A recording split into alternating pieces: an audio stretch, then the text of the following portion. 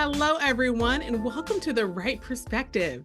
Today, we're going to recap and review the 1994 romantic drama Jason's Lyric.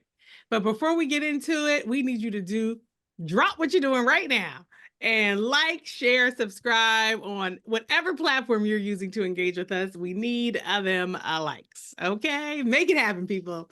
All right, now this movie was written by Bobby Smith Jr., directed by Doug McHenry, and starred Allen Payne, Jada Pinkett, Bokeem Woodbine, Treach, Eddie Griffin, Lahmard Tate, Lisa Nicole Carson, and Forest Whitaker. The film made $20.8 million on a budget of $7 million. And for some, frankly, that cast list alone would be enough to consider this movie a classic. But today, we will determine whether it is a classic from the right perspective. We'll do a recap, discuss the movie, and then we'll take a vote using a voting symbol picked especially for this discussion. But we always start with intros. Kick us off, bro.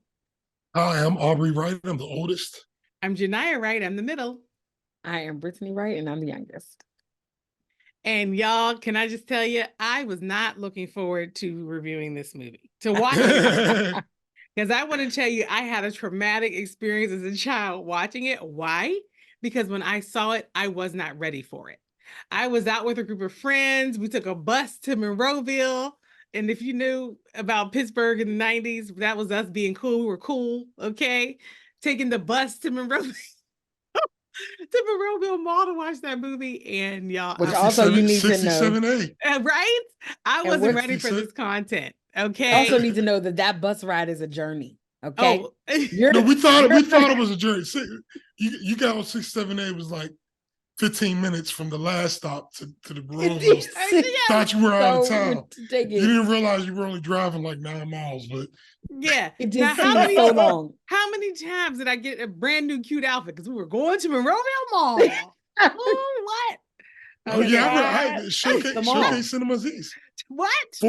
412-824-4424.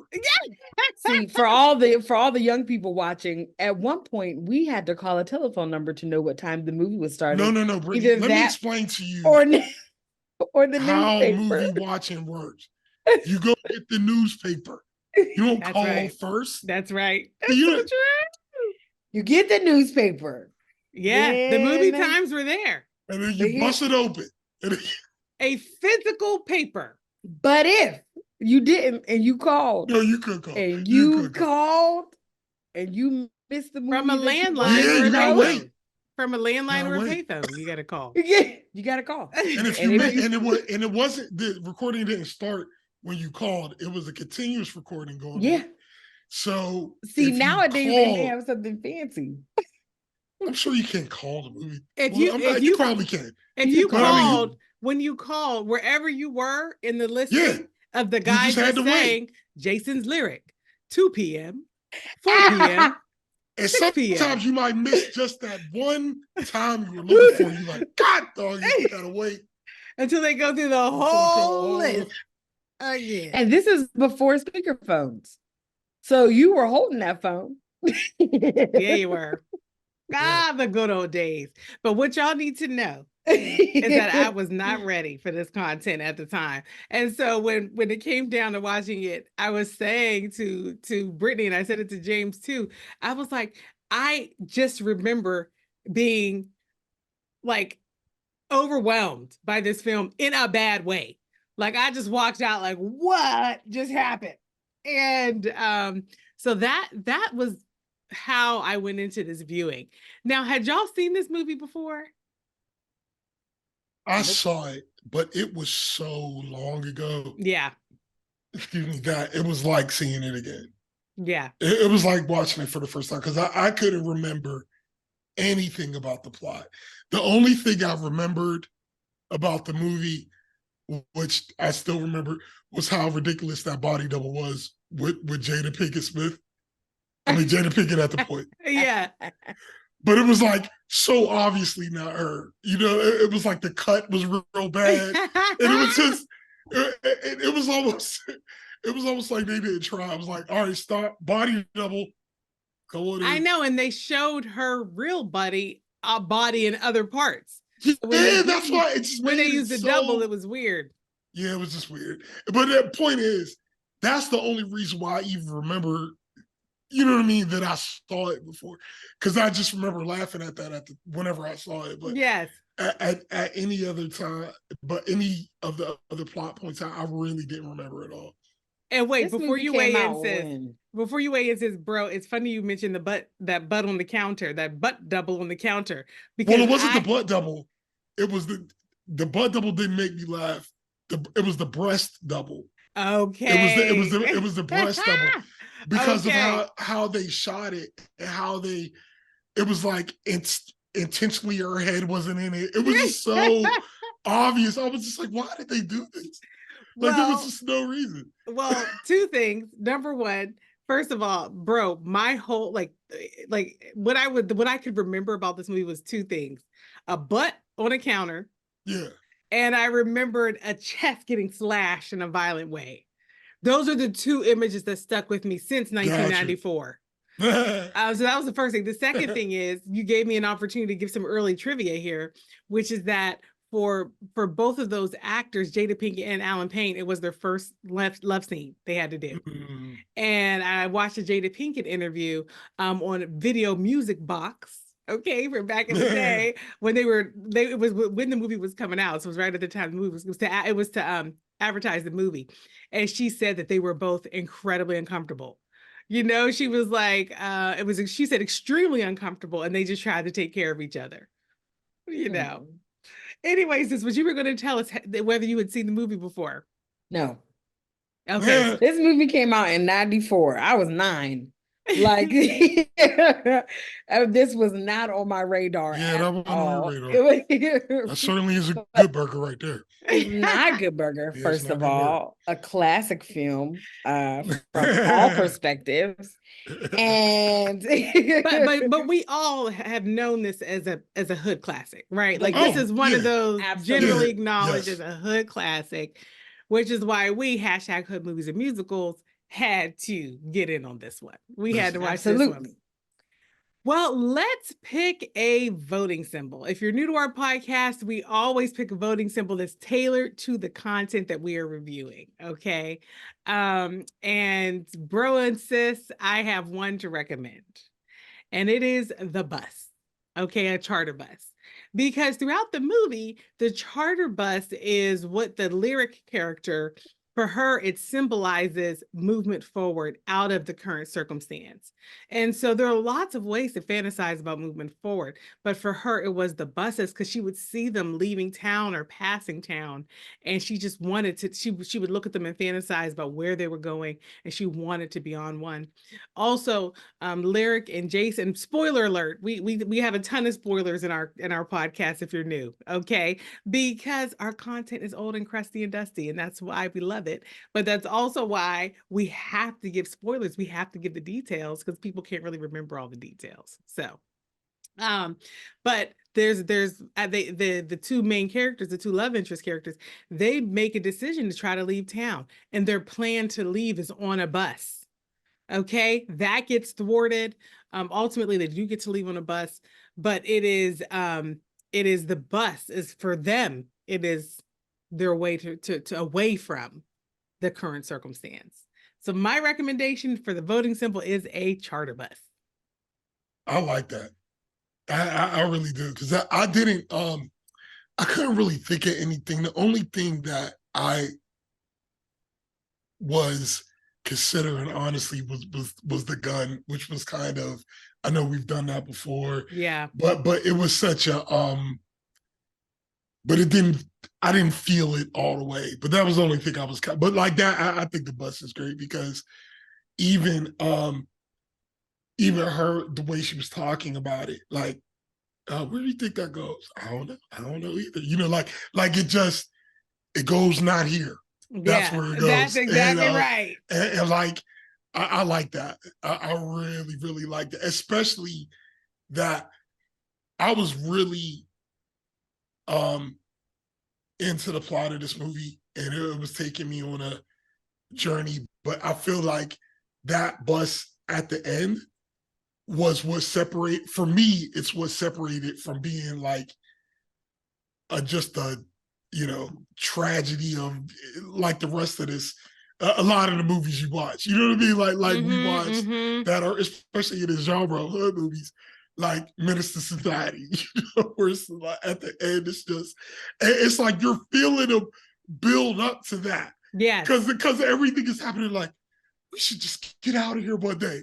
Why don't we get out of here tomorrow? And you're like, oh, what are y'all about to die? You ain't gonna make it. Oh my God. You ain't gonna make it. You're not Just gonna hold make it. on. I just want someone to say, let's leave today. Because that is the perfect How about time. let's go right now. Right in this moment. We don't need stuff.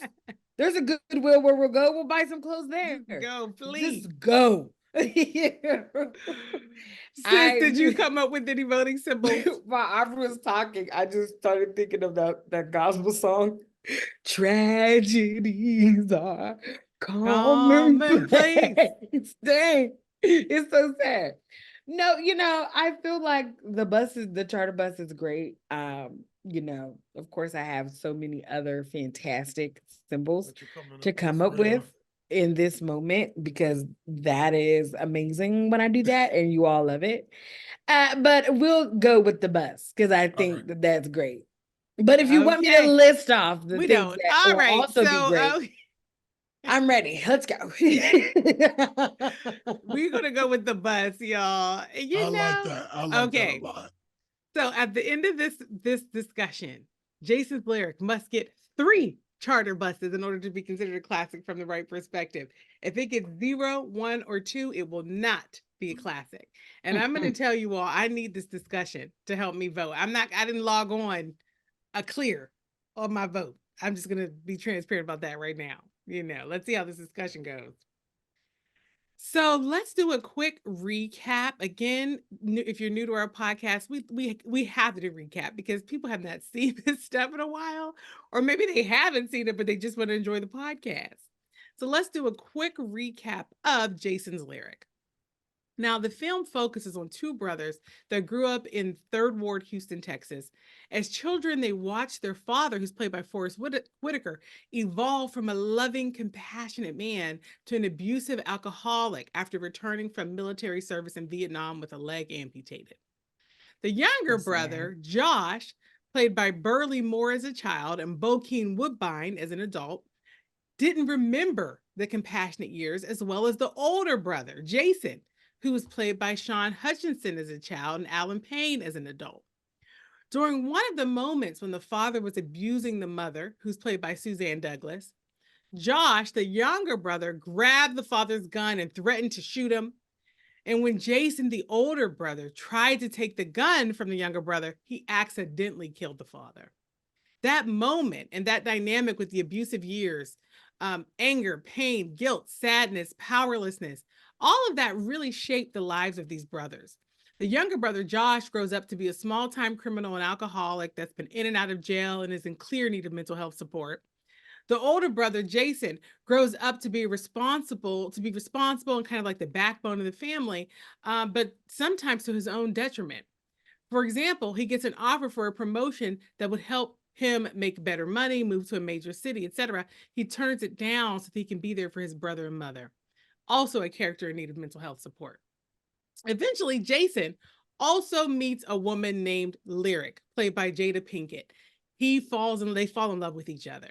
And she also has a family member that's involved in crime. It's her older brother, Alonzo, played by Treach. He's into drug dealing, car theft, robberies, a myriad of crimes. Lyric has nothing to do with that lifestyle and dreams of getting away from her brother, her neighborhood, all of it. Jason and Lyric ultimately make a plan to pack up and just leave and be free of it all. Around that same time, Alonzo invites Josh to be a part of a bank robbery. Jason, as usual, he tries to protect and defend his younger brother, but he's unable to stop Josh from being in the robbery. And to make matters worse, Josh shows up to the robbery drunk and botches the whole thing. Now, Alonzo's crew is pissed at Josh, and the law is looking for him as well. All of this shenanigans with Josh makes Jason once again feel he cannot leave his brother. He's so wrecked with guilt about killing their father, he kind of feels responsible for everything that Josh has become. Lyric is heartbroken that their plan to leave town has been ruined by their brother's crap, and she breaks up with Jason. Jason debriefs this whole thing with his mom, and she says the thing he needs to hear most. She tells him there is no debt in this house. To help him understand he doesn't owe her or his little brother anything, she tells him to go and build a life with Lyric. Josh overhears this conversation and, in a severely alcoholic state, decides to go and kill Lyric so that Jason won't leave him. He ends up killing Alonzo's whole crew, shooting Lyric in the chest, and killing himself. Jason actually saw his brother shoot Lyric, and he heard the gun shot that took his brother's life. Lyric does survive that gunshot, and in the closing scene in the movie, we get to see her and Jason on a bus finally leaving town. On the bus. End. On the bus. Yeah, with that little I'm piece telling of you, gauze. that scene really took. I felt like that was necessary for me watching this movie. That last scene. Yeah. We'll say more about that, bro, because, you know, one of the things James was talking about was that of the Hood films that had come out before this one, he was saying there was no love story in them. And that's interesting to me because actually, so I did go and look at the list of Hood movies on Wikipedia. Not that that's the quintessential list.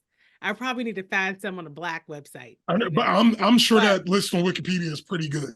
I haven't looked at it, but Wikipedia. You're clearly a fan of Wikipedia. It's not that. It's that Wikipedia is sourced from the people.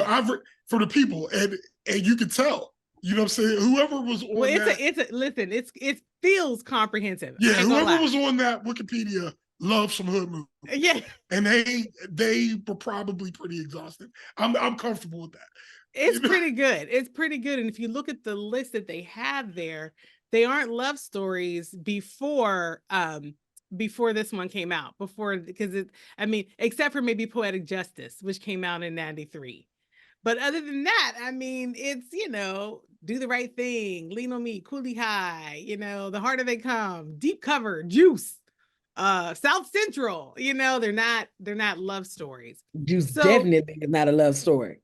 So, bro, when you're saying that optimism at the end felt refreshing and it was needed, I wonder if part of that is the fact that this was a love story, you know? And oh no, I can tell you definitively it's because of that.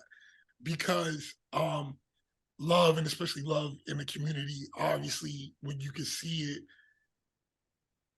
it as a love story, this was just amazing to me. This was an amazing love story.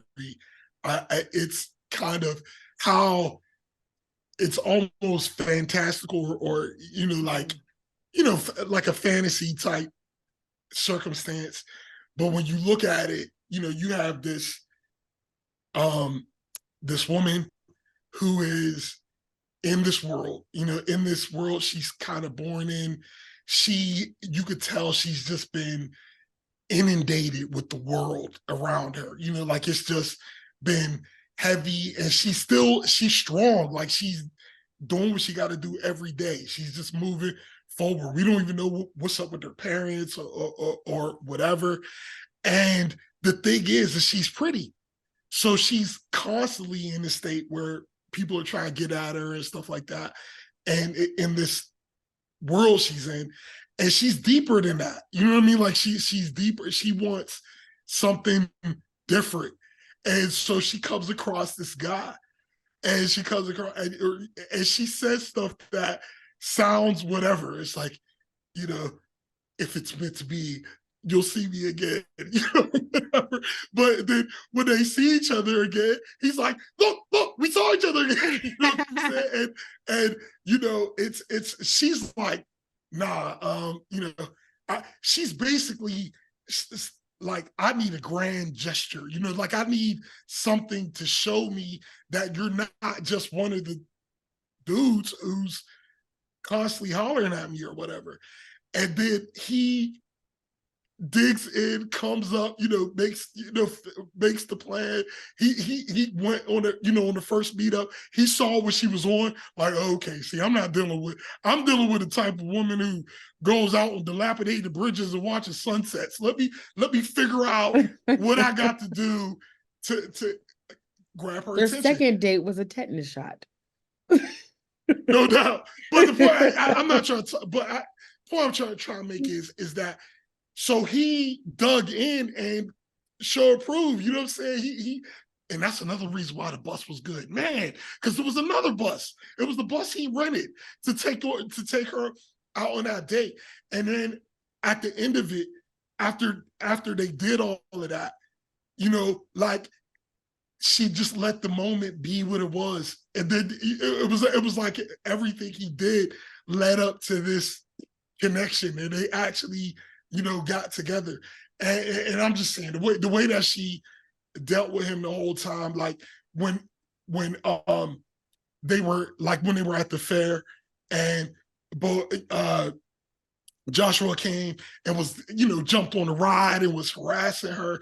And like, there are so many situations like that where obviously she was offended, and that would make anybody emotional in the moment. But ultimately, you want to get everybody home safe. You know what I'm saying? And I just liked how she, even in the midst of it, she wasn't egging this thing on. She was like, he apologized. Let's let this, move on. And she was like that through the whole movie, like just trying to, get to the point where we could get away from this. And I gave that whole long thing because I wanted to see that win at the end of the movie. You know what I'm saying? Like I wanted to see at the end of the movie, these two people who are very human, who are they had the characters were complex, you know what I'm saying? But it just, to me, it would have felt it felt brave to have the happy ending, as opposed to, I felt like if they had the ending where Lyric would have died, that's just what everybody was expecting. Just like normally you would expect them to get away, you know what I mean? Yes. At the end. In this movie, you're like, especially when they got to talking, you're like, one of y'all is not big into this movie. Like, yes. You're just feeling that. And then you felt it when he carried her out. Because her arms were just done. And then at the very end, they're like, yes, this is terrible, but guess what? They made it. And you could just see it on her face. That it didn't need to be long. It was just a couple minutes. We don't need to know where they're going. That's the point. We don't even know they might not even know. They might have just walked out down on one of them buses and been like, we're going wherever this bus is going, And so that was a really long, drawn out answer, but I'm just saying, for me, that's why that was so important, because this was, to me, what makes love fun and exciting. It's like, you're in a situation, you're like, oh, you got to show me you different. And I'm like, I'm okay with that, as long as when I show you, you're like, oh, okay, you are different. Let's roll. You know what I mean? Like, as long as that's, and that whole thing, I just thought was beautiful. Man, it's so interesting, bro. The way you heard her challenging him to be different, to do some kind of grand gesture. I just heard her being skeptical that he would be different. I didn't hear her saying, show me you're different. I just felt her being skeptical that he was. And the thing about that is, I'm okay with that. Yeah. Because as long as when he shows he's different, as long as you're open to it. Yeah. Yeah, as long as you treat like, that's okay. Mm-hmm. It's okay. It's okay. You can have crazy high boundaries. You see what I'm saying? But like, a lot of times in these circumstances, him looking to show he was different wouldn't have resulted in success. You know what I'm saying? So that is the piece of it that makes it, like I said, like a fantastic. Well, we have to hear from Brittany on the love story, our resident romantic movie expert, and she, she loves it. She declares that from the mountaintop that her favorite kind of film is a love film. So sis, what's your take on the love story in this movie? Well, first of all, I was confused at the end. I had to call Genia and James. I was like, wait, did she live? I was like, and they were smart. They were smart dead. because they showed a bandage. It confused me too. They showed a bandage on her chest because if they showed it. Yeah, okay, there was a bandage. But if they didn't have the little bandage, piece of gauze and a little, piece of tape over the gauze. But that was smart. That was how you knew she had survived it, because otherwise it could have just been a fantasy of somebody's dream, or it could have been her going to heaven. We wouldn't know. Right. But they showed the gauze, so you knew it was. I didn't see. I missed that. But I'm just saying, Britt, to your point, I immediately got on Wikipedia before I let the emotion finish. I was like, hold up. Did she live? That is a good. I was like, is he like finished? and I had to look it up fantasizing this, or is this actually happening? Yeah. Because I think, to just your point, is that you don't see a happy ending oftentimes in these movies, or it doesn't get to that space, but you see people having to move forward. And it's nice that he was able to still move forward with his love. Now, does that dismiss the fact that he just walked away from seeing two people dead? It's still a tragedy. Hearing his brother kill himself. It was still a tragedy, but he still had someone to process that tragedy with. I definitely enjoyed this as a love story. It frustrated me on some levels because I was just like, just go pack. You're in the bathroom right now, beating up Alonzo, when you should be at home packing that old school suitcase that carries so many clothes, and I don't understand, and going to meet Lyric at the pier like you planned. Just please, what are you doing? But I also understood the complexity of that. How he had to avenge his brother. That was another thing I liked about this movie, is how they portrayed masculinity. I really enjoyed it, because a lot of what they was doing was ridiculous. But like it was there was bravado in it. There was just the way that I can't remember Treach's character's name, but Alonzo. But the whole crew, you know what I'm saying? And then you have Jason, who, first of all, when he went to go get Alonzo, it wasn't about shooting guns or I'm trying to kill you or something like that. It was like, I'm gonna find you by yourself, and me and you is about to just fight, because we just got stuff we got to fight about. And they were in there and they fought it. And the thing I liked about Alonzo, and this is how I saw it, I didn't see him not talking about fighting with Jason as him being embarrassed or anything like that. I looked at it like, look, I respect this dude. You know what I mean? Like, he came in and he showed me what was up. I mean, I did have his brother hanging up on some chains, and he could have came in there and shot me in the back of the head. And this is the type of dude who I would want with my sister.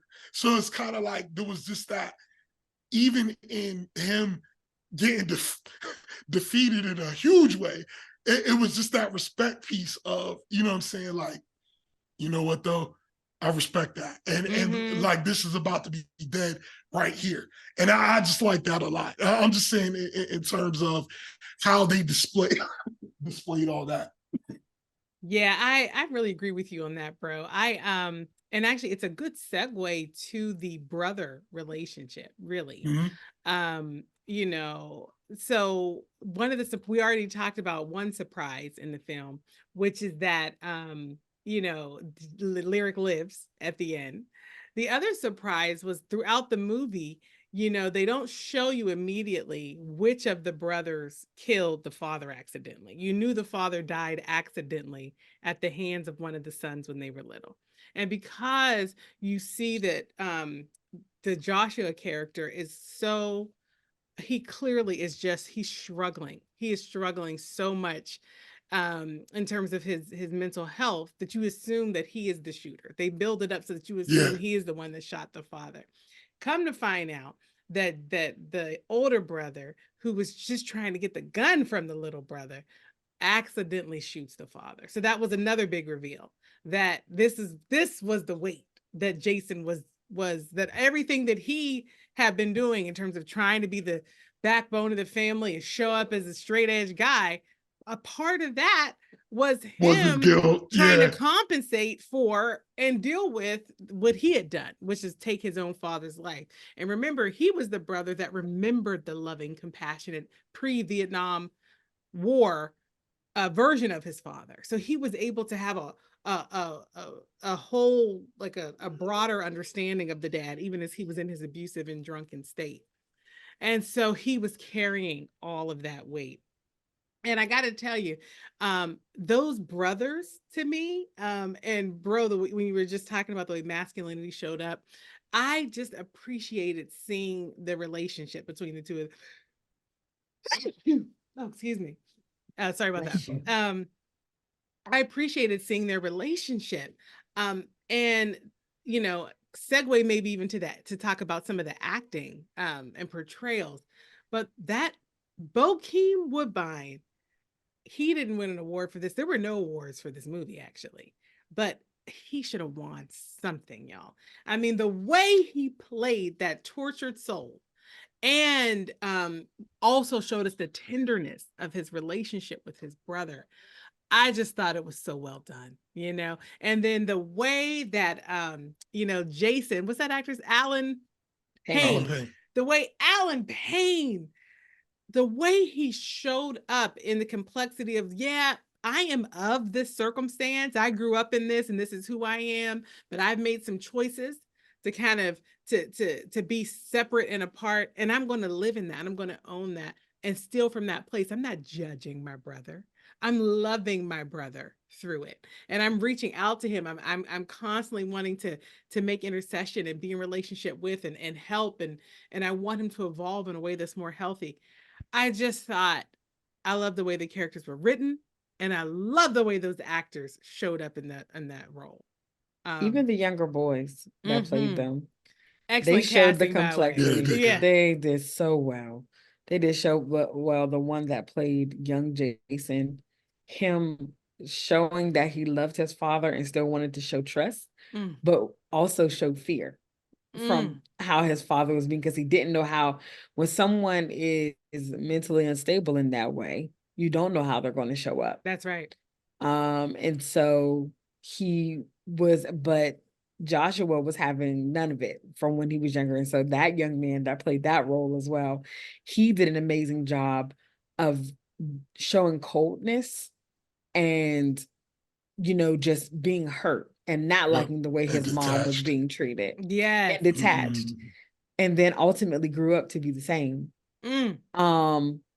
And showing the scene that got me, I understood, but it was when he had bought and made dinner.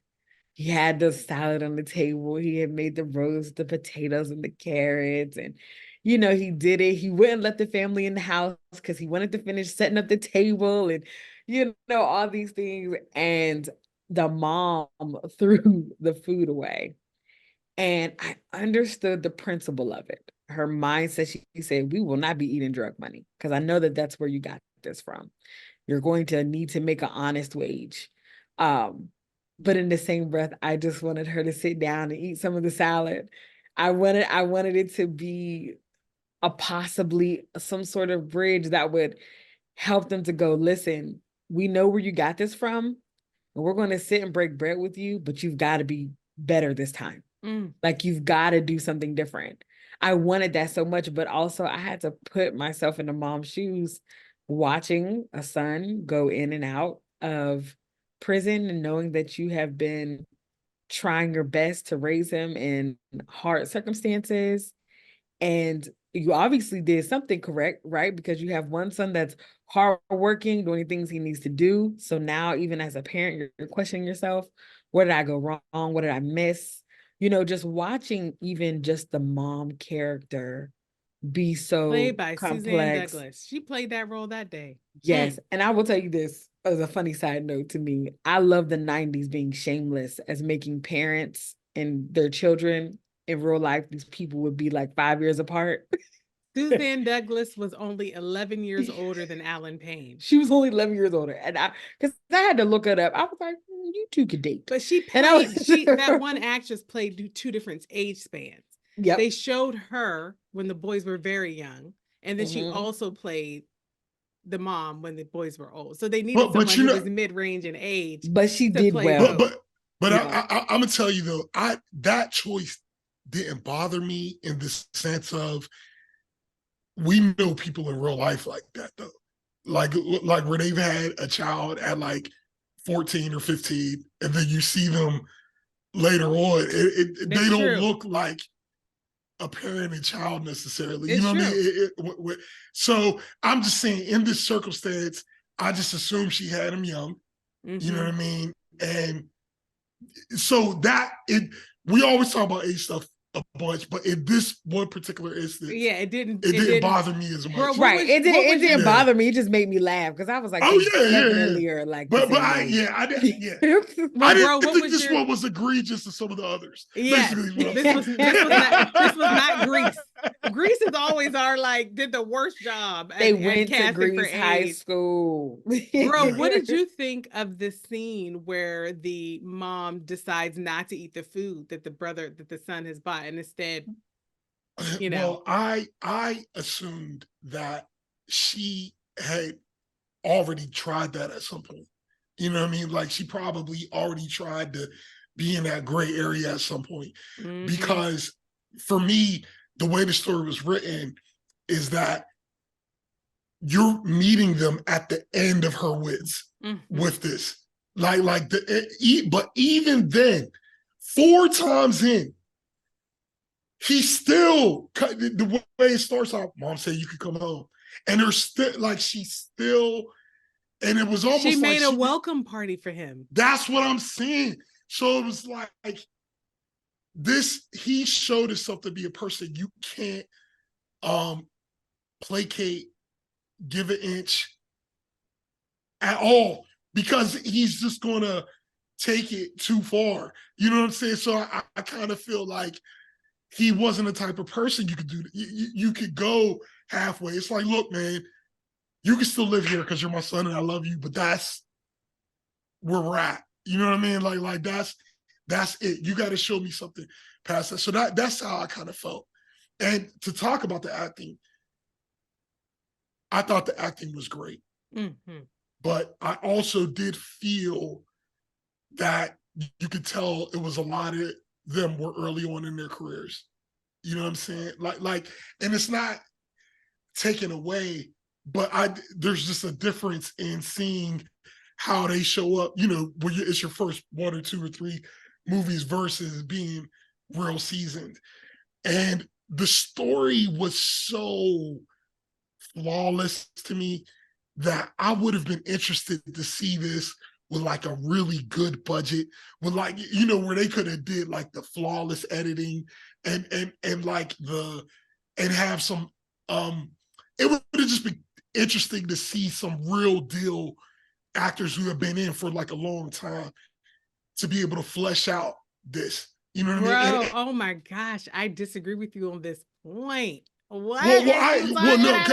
If you're disagreeing, you think I think they did bad, and no. I do not at all. Like I think they were all great. That's not what I'm saying, but I do feel like I could tell for me that it was early on in their careers. Oh, I didn't feel that way at all. I felt like these actors showed up so, and again, the story was masterful. I mean, frankly, you could have just read it and at the end, you'd be like, whoa, this story is well done. Okay. You could have just read it. But I thought that the way the actors showed up, I was so impressed with all of them.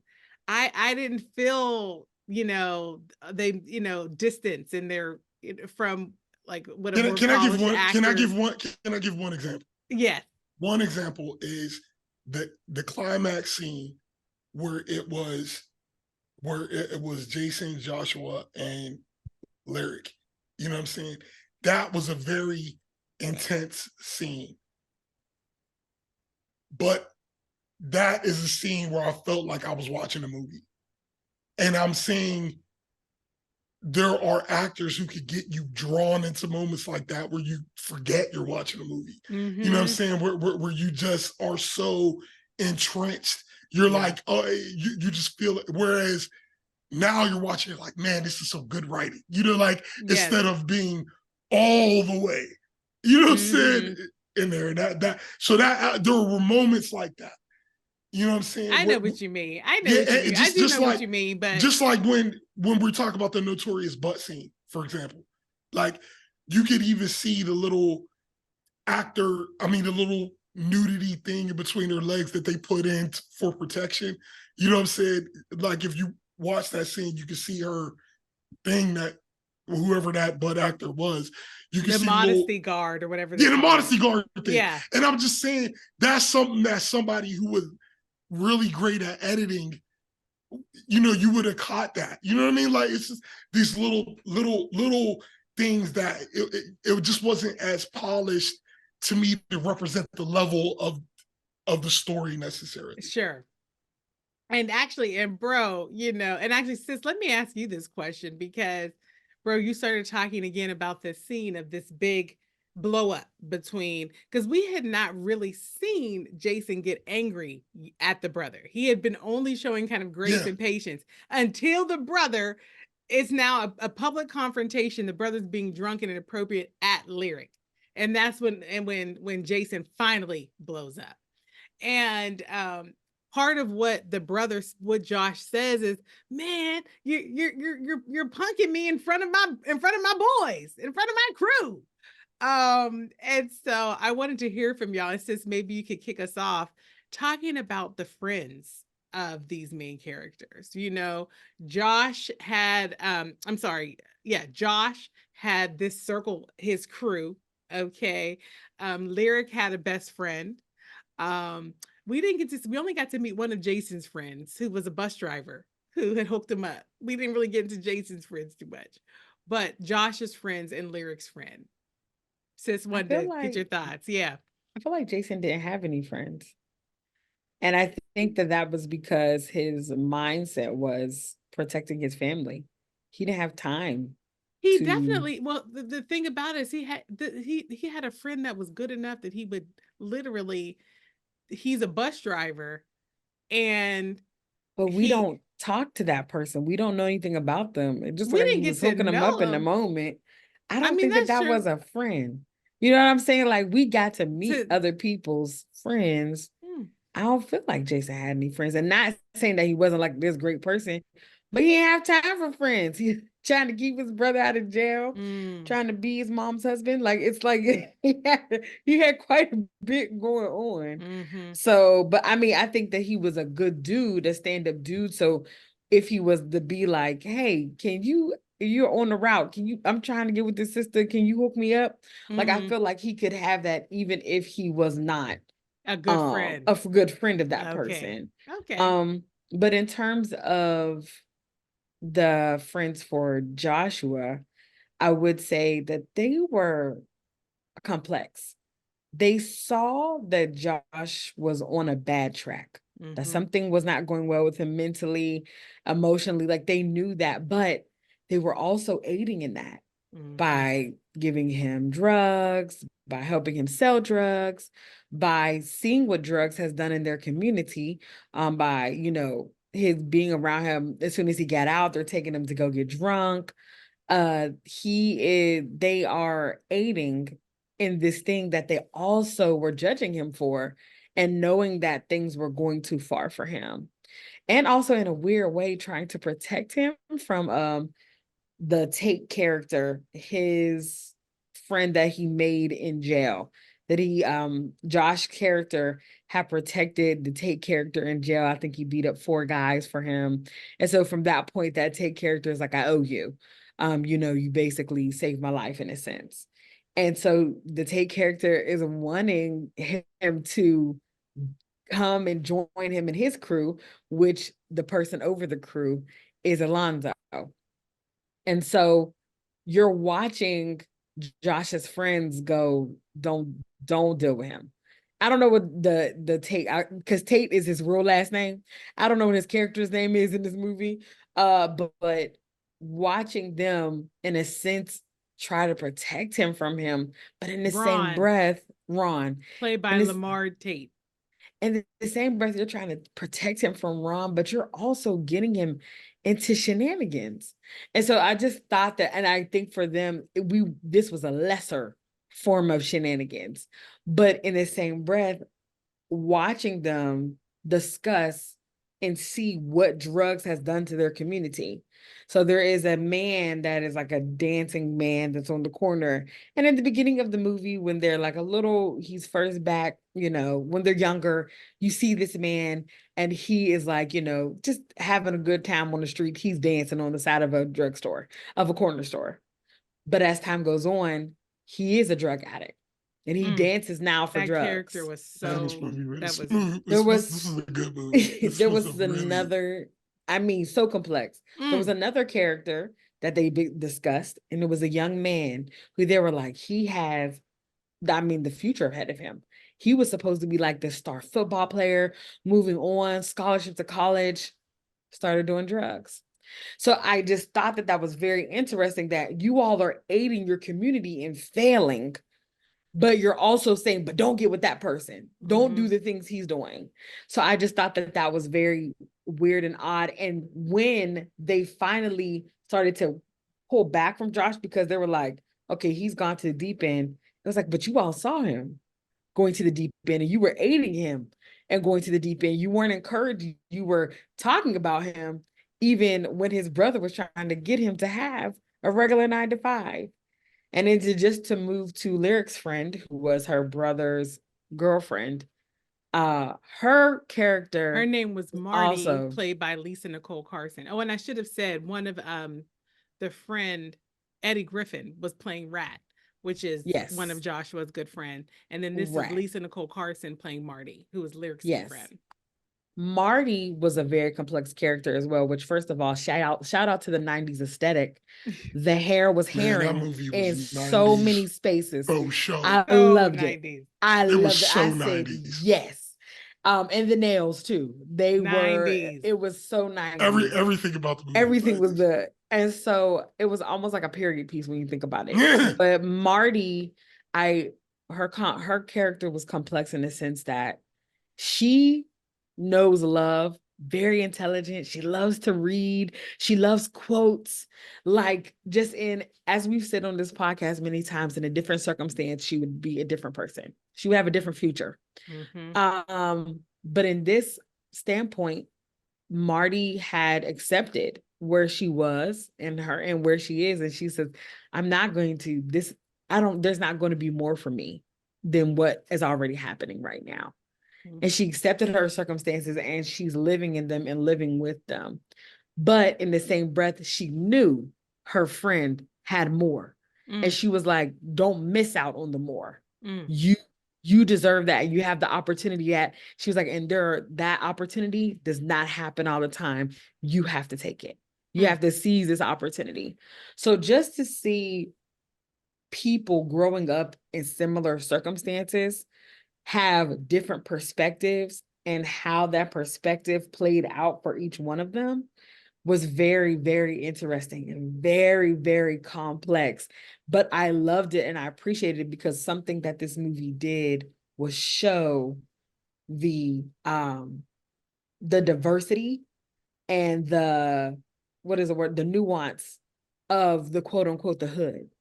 Because there's so many times that the stereotype will play the hood to be one just linear situation. And the truth of the matter is it's not. It's very nuanced. And so I felt like this movie did that. A good job of that. I'm so happy you started talking about some of these other characters that they put in there to round out the neighborhood and to kind of give us the full sense of life. One of the ones was that he's actually billed as the street preacher. Wayne had played by the actor Wayne D. Hart. And this was a guy we all know. We've seen this guy on the street who's just dropping truth nuggets, but his presentation is a way that you might not stop and take it all in. Okay? Couple teeth missing. Couple teeth. Okay. But But anyway, he's just another one of the characters that they use to kind of really paint this neighborhood and this life. Another tool that they used was the cinematography, you all. And bro, I wanted to get your thoughts on that because I know you're always paying so much attention to that. I just thought, gosh, the way that the angles that they chose sometimes just stunned me. You know, there were times where they showed such beauty, and then there were times where they showed such pain, and they did it with the visuals. And bro, I just wanted to get your reflection on that. Oh yeah, it was definitely very just immersive when it comes to that. It really made you feel like the way, even like when they, you know, pan to the TV shop when you first see where he works, and everything was just really well done when it came to that. And even the music was interesting in the sense that you saw them start integrating real songs into it. And that's when that was starting to happen. You know what I mean? In the 90s, how we always talk about, but this movie still had some of the 80s, like saxophone, you know what I'm saying? Under scenes, but even that was still cool. It was like being toned down enough that's what movies did at the time. That's right. But they're still introducing these other elements. And the way they took the music and the cinematography together to create some certain moments. Yep. And you know, there's the scene that we were talking about before, the scene at the end where they are leaving on the bus, you know. That in particular, the song that was playing was Many Rivers to Cross by Oleta Adams. Okay. And I had to pick up my phone and be like, what is that? Okay. And Shazam it, because they had that song playing. And it was one of these moments where there were moments throughout the film where they went and showed us these beautiful like landscape shots. So gorgeous. You know, and it would just be like, gosh, while these characters are going through so much of this emotional turmoil, and they're actually living in a place that clearly, you know, poverty is, they're living in a very low income area. There's so much beauty to be found in the characters, but also in the physical landscape. And I thought that was what this movie did. It did somehow with the music and the way that the scenes were shot. It was showing us something hard is happening, but there's something beautiful happening at the same time. You know, we were constantly seeing both. Mm-hmm. I think that's also what love can do. Love can take a hard situation and make it soft. And you saw that a lot between Jason and Lyric. That so good. You saw that even in the part where they first made love and they were in the woods, and then all of a sudden they were in a field of beautiful flowers.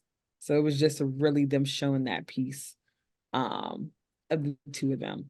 And even just just juxtaposition of the sitting on the dilapidated bridge and seeing the beautiful sunrise, seeing the beautiful sunset. Just those moments, what perspective can do.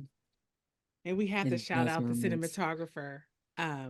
Francis Kinney is the cinematographer. You did that thing, Francis Kinney. You did it. Listen here, Francis Kinney. Yes. Okay. And I want I'm sorry. I was going to say your comments on love. It felt like you were wrapping us, taking us to the vote. Go ahead, sis. Before we go though, I just want to really say, Bokeem Woodbine, your next character that you play, I just want you to win. Because I feel like you play so many characters that it's a hard knock life. He's doing all right in Halo. Oh, he's in Halo? Yeah, he's not. He still had a hard life in Halo. Okay. But he's doing all right. He's doing all right. He's doing all right. I'm like, Bokeem, I want you to, I don't know, whatever success might be and whatever the world is that you're in. I'm happy he's in a main cast in a show. Because he's so talented. He's a great actor. He's so talented. Allen Payne, let me tell you something. Allen Payne ain't never had a job. Allen, you always had a job. And right now, like he has been with Tyler Perry for years, working on Meet the Browns. Like I'm just like, or no, not Meet the Browns, a different one.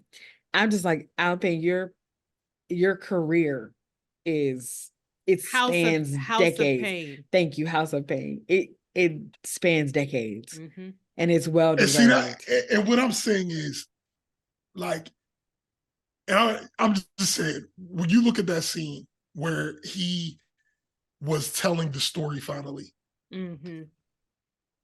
all I'm saying is, as soon as he started talking, I was like, oh, he shot her.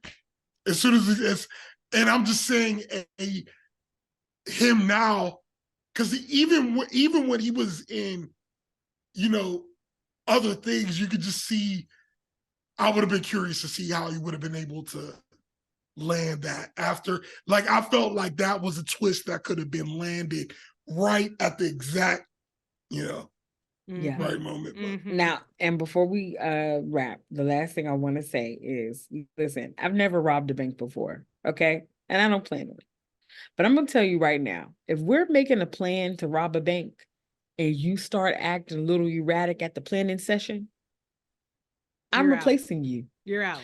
You're not allowed to come rob the bank with me. No. We need a new Well, bank robber. it's hard to find 4 sane people that want to rob big.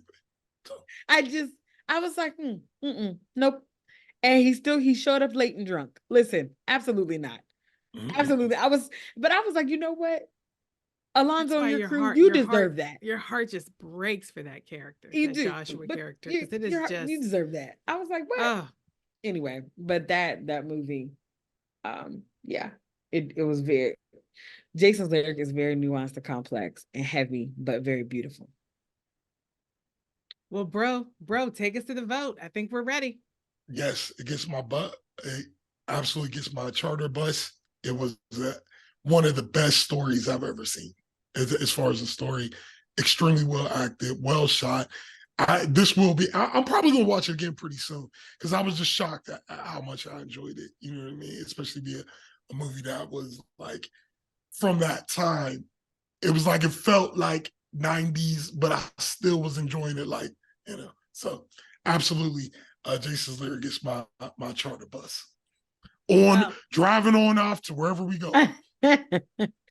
Yeah, I'm surprised to say that I'm giving this movie my charter bus as well. I truly did not want to watch it. I didn't want to.